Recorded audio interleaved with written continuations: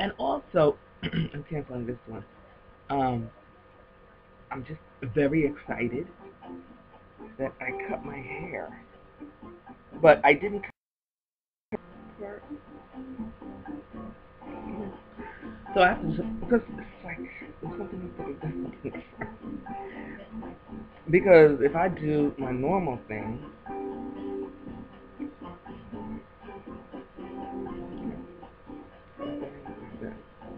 so the bang, you normally would like bang. I think I'm gonna do that.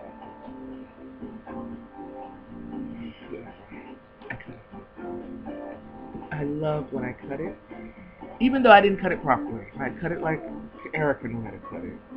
Of course, it was even better.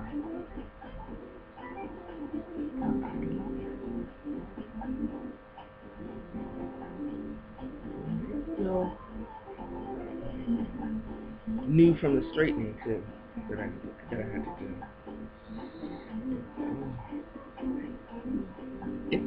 It was April.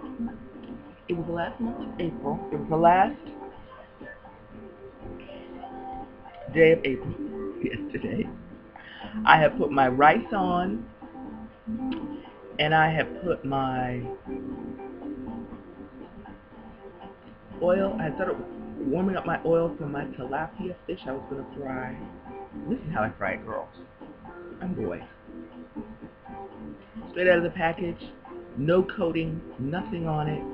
Some salt, pepper, cayenne pepper, paprika, whatever we want to put on it. Just for real, nothing. Oil in the pan, not a lot. Olive oil, we have it.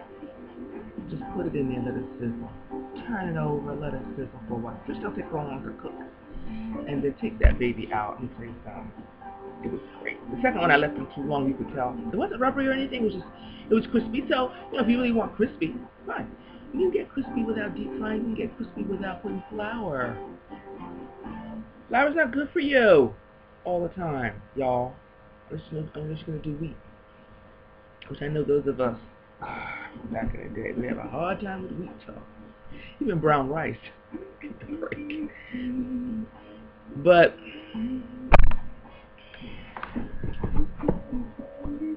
here I am. Yeah, in my pajamas. I know. Sunday morning. What they playing on the music choice? Groove Me by Nat Najar. Give him a shout out. It's a beautiful day. It's a beautiful Sunday morning. I feel very different from the way I have felt in the past. I really do. I feel like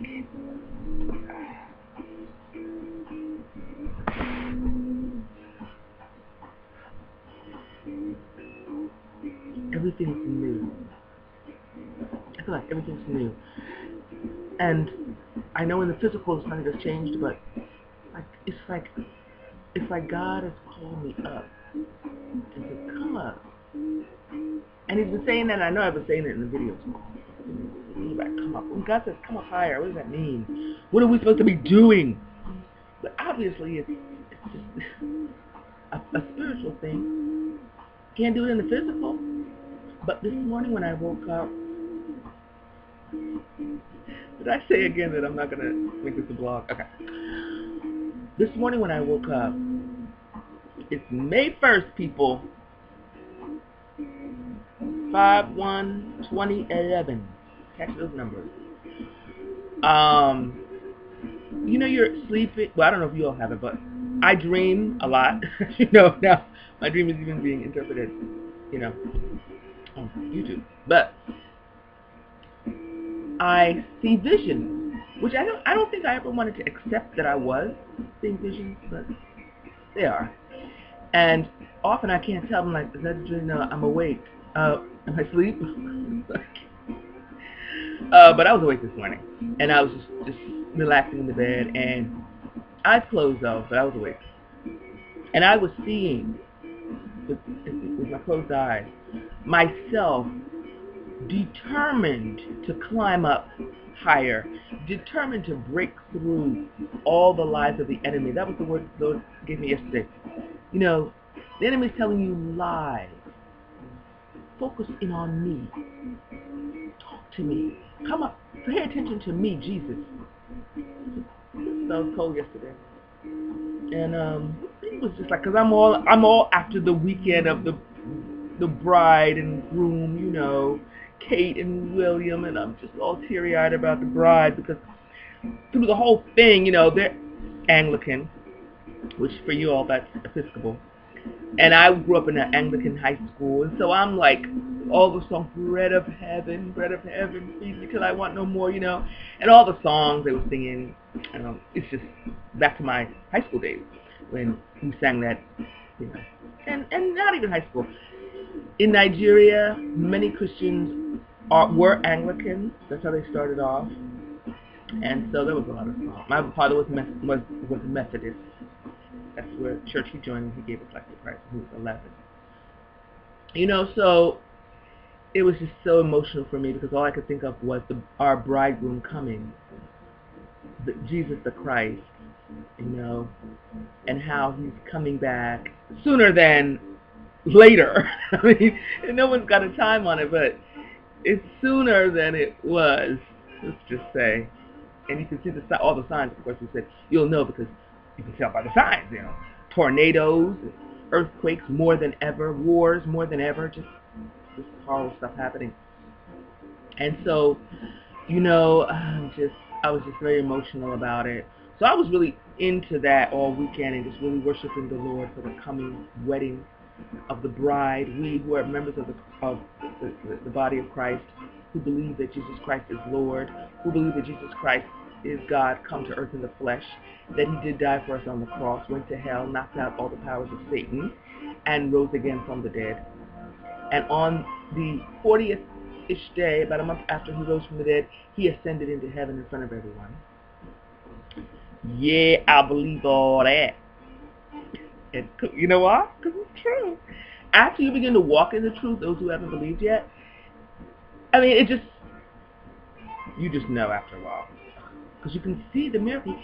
God proves himself through miracles. Healing of your body, provision of everything you need, helping your loved ones, taking care of your children. Everything you see in Deuteronomy 28, go look it up. The blessing of doing what God says to it. I mean, it just starts happening in your life, and you see it. You know, but those of us in the remnant, we know ourselves. We're just all about who else can we pull into this kingdom. And we're out there doing it. We're talking to people this way, email, Twitter, whatever thing we can do. And of course, walking down the hallway in your apartment building, or the street, the supermarket, you know, you're just looking. Who else needs a smile? Who else needs to know there's joy? You know, even if it's talking to there's an old lady who was in the elevator in my mother's building yesterday. It's her dog. Chi-Chi, Chucho, whatever his name was. He was just so cute. And he just was sure every floor that the elevator stopped at was his floor where he was going to go out and do his tickle outside. And I was just talking to him. You're so cute. You're going for walking? You're going for walking? You're so cute. Yeah, are you a good girl? Are you a good girl? No, I was just talking to her. And the woman was like, you know, just sort of looking at me. But when she got out, I said, okay, have a good day. She said, thank you, sweetheart. And I realized she was, I don't know, Eastern European, or she wasn't American anyway. And she had a strong accent. And she said, okay, sweetheart. And I was like, oh, she called me sweetheart. I don't know why it touched me, but it was like love between us.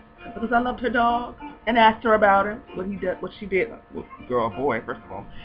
What she did. And, you know, she was ready to talk about it. You know, we got back in the elevator again, going back up. Chi-Chi again. Chi-Chi, whatever her name was. Every door, every floor has to be mine. She put her nose to the door like, let me in. So we're just, you know what, that might not be like I said something about Jesus to this person, but since Jesus lives in me, we were all in the elevator together. If the woman didn't know Christ, So she had a touch of him. It might be a seed as simple as that. It might be a watering as tiny as that. Ooh! I bet you she was thirsty. She could have said, okay, bye. But she said, okay, sweetheart. And she said it was such a thing like, you love my dog. You love my dog, you love me. By any means necessary, we're going to win some. I know you thought it was Malcolm X. No, it was Paul. By any means necessary, that we may win some. But I really saw this vision this morning that got me up, lying in the bed, which was okay, but maybe sit up, turn on my laptop, start journaling. I was just journaling how I was just determined to get up, and in this vision, I climbed. It was like I was standing here, and then I saw this whatever mound, and I reached up, and I pulled myself up, and I got up, and then I climbed, and as I climbed, I realized it was sort of a mountain, like a rugged mountain that I was on, and that's okay, that's it, I'm going up. And I kept on climbing. Well, when I got to like the third level, and I was like, oh, I'm not looking down, and I'm not giving up, and I'm not looking up. I'm going to keep climbing. The hand of God came right on down to me. And you know how someone lifts you up, a man especially does this, usually a woman doesn't. He'll put his hand, not in your hand, but on your arm. He'll grab your arm, and you grab his arm, and that's how he got my arm. So I got the strongest part of me, and then I grabbed his arm, because my hand is like this, and he pulled me up. He pulled me up. He pulled me up, folks, and I was at the next level.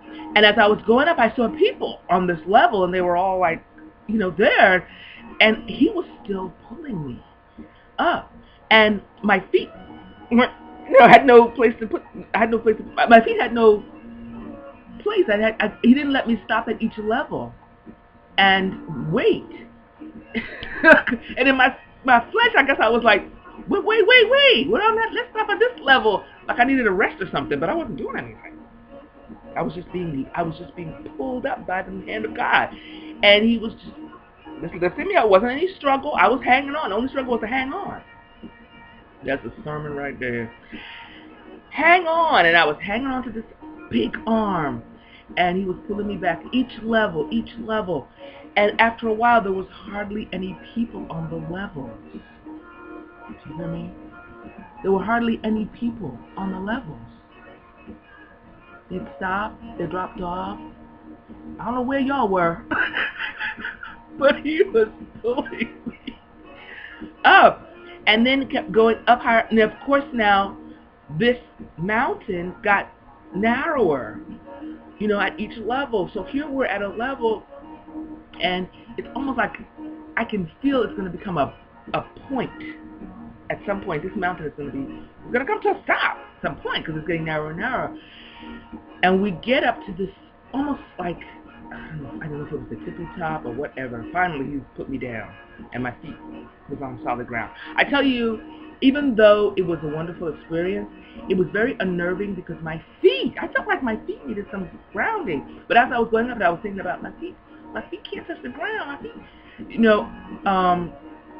as I was feeling that, I was thinking, that's how I've been feeling the last 3 years of no income, no job, working for the Lord, and finding myself in different homes.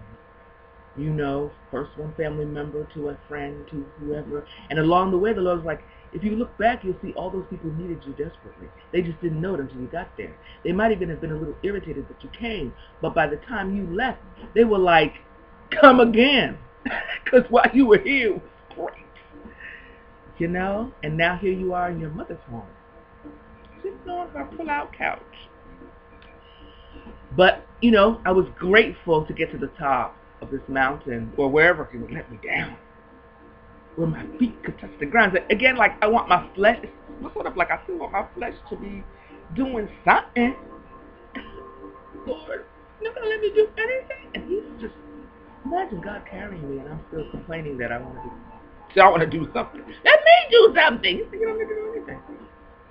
I got you by the arm. You're holding on to my arm and I'm pulling you up. Please. He put me down at the top of this level. And in the vision and in the experience of the vision, you know, my initial thing would be like, okay, let me look down, let me see what's going on. And he was just like, don't look down, don't look around. Don't discount this. Don't think like, I know this is the vision and I'm coming out of it. Keep on walking into this new place. I'm telling you, as I walked around in this new place, it was huge. But it should have been the tippy top of the, you know what I mean? The mountain. The mountain should have come to this, and I should have been on the tippy top, but it wasn't. When I got up there, it was huge. With the whole, like, almost country. It was a whole expanse of land, and I was just walking around, and I was thinking, where are the people? And he was like, pay attention to me. And that was another thing. While he was pulling me up, and I was getting like, oh, you know, a little frantic or a little like, what's happening? Oh, my feet. He was like, look at me. Just look at me. Stop thinking about your feet. Look at me. Stop worrying about your feet. And so I was concentrating on him. So when I got to the top, and it was this large expanse of land that didn't go with the top of the mountain, it was just huge. I realized, you know, because at first you're thinking I'm at the top of the mountain, I can fall. But when you see this huge expanse of land, it's not. And then I could somehow see underneath it, and I knew it was a lot. All I can relate it to is those science fiction movies where the planet arrives, and underneath it you can see it's solid rock. It was solid rock underneath this land. It was not like it was going to fall. You were solidly on this plateau. Oh, I can talk about it. But it wasn't like, not a plateau like that, but it was like its own separate land. And, I don't know. Ethel Martin might say I went to heaven. It was great. It felt like heaven. After a while, I am thinking about, I'm all alone, and God keeps saying, no, pay attention to me. I'm like, there are no people, so will pay attention to me. So I'm paying attention to him and walking along, and lo and behold, there's some people. And these people are not people I know, but I run to greet them and they run to greet me as if they know how I feel. Like, I know you will like, are there any people up here? And I'm running to greet them. They hug me and it's just when I got in the midst of them, it was just so warm and wonderful. Like, yes, we are the people that have fought and struggled and been determined to get up closer to God and determined to come up higher and not be fooled by any trick of the enemy, any false teaching, any cults. We're just determined. We were just, and here we all are together. I mean, it was really great. Anyway, that was my vision. I guess that's why I had to get up in my pajamas without my makeup and talk to y'all. Really great.